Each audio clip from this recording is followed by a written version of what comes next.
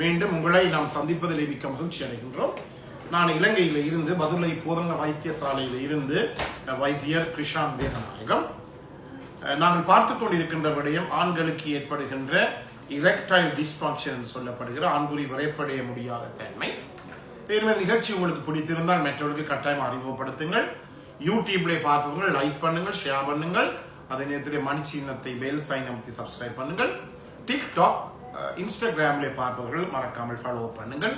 நேரடியாக என்னுடன் தொடர்பு கொள்ள விரும்பினால் வெளியூர் அன்பர்கள் 0094 777 35 62 45 மூலம் தொடர்பு கொள்ள முடியும்.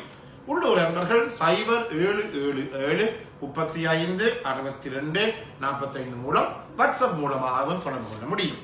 இன்று நாங்கள் இந்த ஆண்மையின்மைக்கு பாவிக்கப்படுகின்ற மருந்துகளை பற்றிய கொஞ்சம் விவரத்தை நான் சொல்ல விரும்புகிறேன்.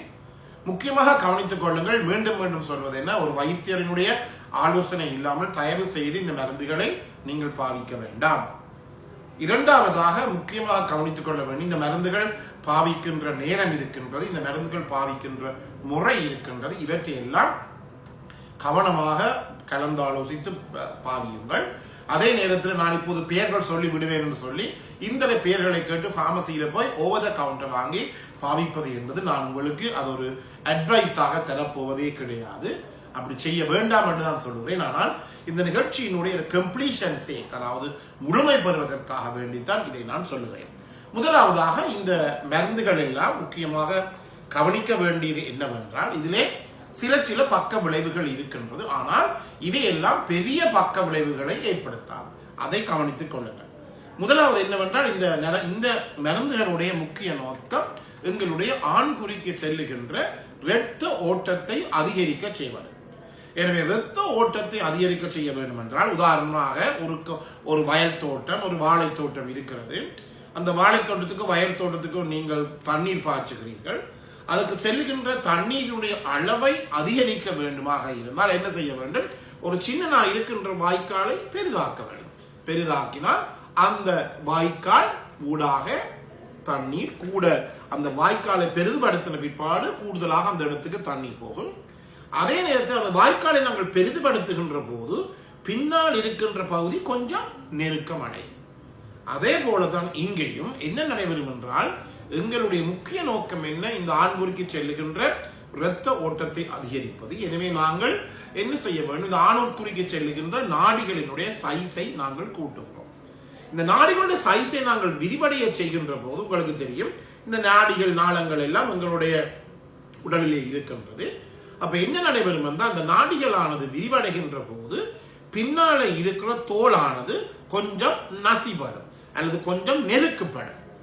அவ்வாறு நெருக்கப்படுகின்ற போது என்ன ஏற்படும், ஒரு தலையிடி வரும்.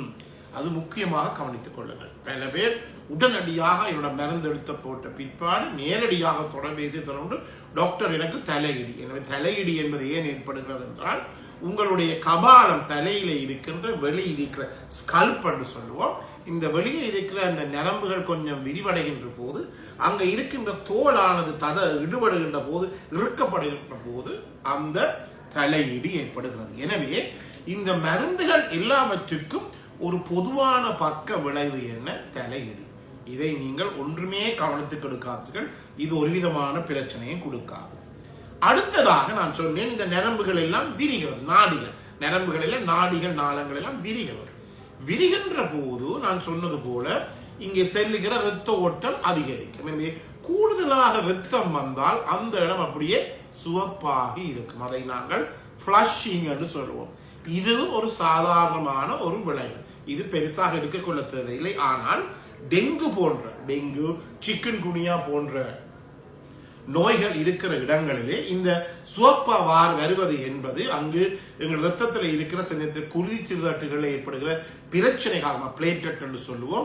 இந்த பிளேட்லெட்லே குருதி சிறுதட்டில் ஏற்படுகிற பிரச்சனையினுடைய ஒரு காரிகுறியாக இருக்கலாம். எனவே டெங்கு இருந்தால் இந்த ஃபிளஷிங் என்பது ஒரு பிரச்சனையாக இருக்குமே தவிர, மற்ற இடங்களில் உடல் முழுவதும் இந்த சுவப்பாகி வருவது அல்லது கைகள் கால்கள் சுவப்பாக, கால் பாதம் அல்லது கை இந்த பகுதி சுவப்பாக இருப்பது என்பது ஒன்றுக்குமே பிரச்சனைப்பட தேவையில்லை. அதே நேரத்திலே உங்களுக்கு தெரியும், இந்த மருந்துகளை குடிக்கின்ற போது நாங்கள் சொல்லுவோம் ஒரு கொஞ்சம் தண்ணீருடன் குடிக்க சொல்லி. இதுதான் சரியான முறை. கூடுதலாக தண்ணீருடன் குடிக்க முடியாது. ஆனால் இந்த வயிற்றுப்புண்ணில கெஸ்ட்ரைட்டிஸ் அல்லது பெப்டிக் அல்சர் இருப்பவர்கள் ஒரு கொஞ்சம் தண்ணீருடன் இந்த மருந்தை குடித்தால் சில நேரங்களிலே ஒரு வயிறு எரிவு அல்லது டிஸ்பெப்சியான்னு சொல்லுவோம், ஒரு வயிற்றெரிச்சல் ஏற்படும். எனவே இதை தடுப்பதற்காக நான் சொல்லுவேன், கொஞ்சம் பால் கூட குடிக்கக்கூடாது. ஒரு கொஞ்சம் பசுப்பால் அல்லது ஃப்ரெஷ் மில்க் பசுப்பால் அல்லது கொஞ்சம் தயிருடன் இந்த குடிசைகளை நாங்கள் எடுக்க முடியும். ஆனால் அந்த எடுக்கின்ற குடிக்கின்ற தண்ணீரின் அளவோ அல்லது பாலின் அளவோ எப்படி இருக்க வேண்டும்? மிக மிக குறைவாகத்தான் இருக்க வேண்டும். இல்லாவிட்டால் எங்களை அதிலே இருந்து அந்த டிஸ்பெப்சி சிம்டம் என்று சொல்லுவோம், அந்த வயிற்றெரிச்சல், வயிற்று பொருள் கொஞ்சம் ஏவுறது போவது, இதுகள் எல்லாம் ஏற்படலாம். இதுவும் ஒரு பிரச்சனைக்குரிய விடயம் இல்லை. அடுத்ததாக நான் சொன்னது போல இந்த நரம்புகள் நாடிகள் எல்லாம் விரிவடைகின்ற போது மூக்குல கொஞ்சம் மூக்கடைப்பு அல்லது ஒரு தடிமன் மாதிரி வரும். இதெல்லாம் பெரிய மற்ற மருந்துகள் ஒப்பிடுகின்ற போது மற்ற மருந்துகளுக்கு பாரதூரமான பக்க விளைவுகள் ஏற்படும். இதுக்கெல்லாம் இதை நாங்கள் நேசல் கென்ஜஷன் என்று சொல்லுவோம். அதுவும் இந்த நாடிகளினுடைய விரிவாக்கத்தின் காரணமாகத்தான் இந்த நேசல் கன்ஜஷன் ஆனது ஏற்படுகிறது. எனவே இதை பற்றி நாங்கள் பயப்பட வேண்டிய தேவையில்லை. அடுத்ததாக கொஞ்சம் ஒரு சில நேரங்களில் உங்களுக்கு தெரியும் இந்த ஹார்ட் அட்டாக் என்று சொல்லுவோம், அதாவது மாரடைப்பு ஏற்பட்டவர்கள். எனவே மாரடைப்பு ஏற்பட்டவர்கள் என்ன நடைபெறும் என்றால் அவர்களுக்கு என்ன ஏற்படுகிறது? இந்த உயர் குருதி அமுக்கமானது, உடல்ல இருக்கிற பிளட் பிரஷர் குருதி அமுக்கமானது குறைவடையும்.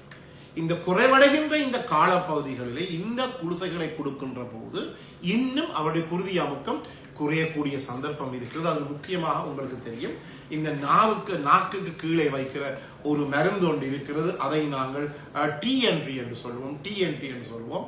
இந்த டிஎன்டி என்ற மருந்தை நாக்குக்கு கீழே நாங்கள் வைக்கின்ற போது அதனுடைய உயர் குருதி அமுக்கமானது குறைவடைகிறது.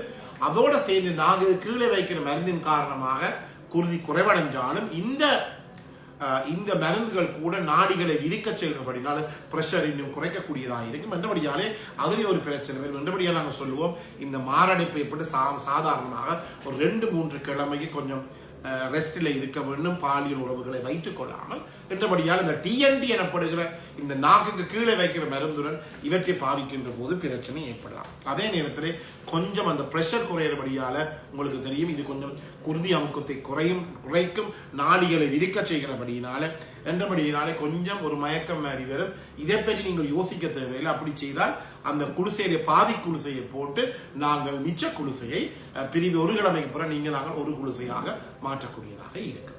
எனவே இந்த நிகழ்ச்சி உங்களுக்கு பிடித்திருந்தால் இதை பாருங்கள், மற்றவருக்கு கட்டாயமாக அறிமுகப்படுத்துங்கள். மீண்டும் உங்களை சந்திக்கும் வரை நன்றி, வணக்கம்.